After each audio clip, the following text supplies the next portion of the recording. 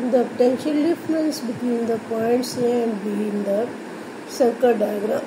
ये circle diagram है और इसमें हमारे पास दो पॉइंट्स हैं A और B। इनके दरम्यान में पोटेंशियल डिफरेंस फाइंड आउट करना है, देखना है A है, B है, C है या D करेक्ट है। सेकेंड वन है in the diagram the current in 3 ohm resistance is 4 ampere.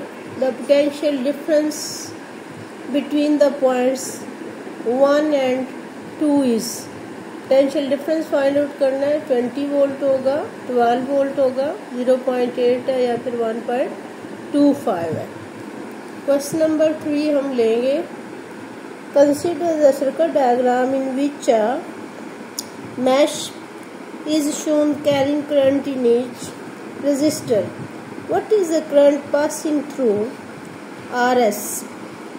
आपके पास ये मैश है, इसमें आपने फाइंड आउट क्या करना है कि RS में से कितना करंट जो है वो फ्लो कर रहा है।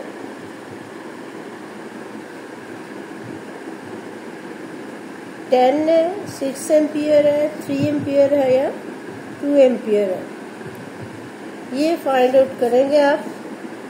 देखते हैं आपकी इलेक्ट्रिसिटी जो है, करंट एंड इलेक्ट्रिसिटी, इसकी कितनी प्रिपरेशन है, फिर इनका आंसर मैं आपको बताऊंगी।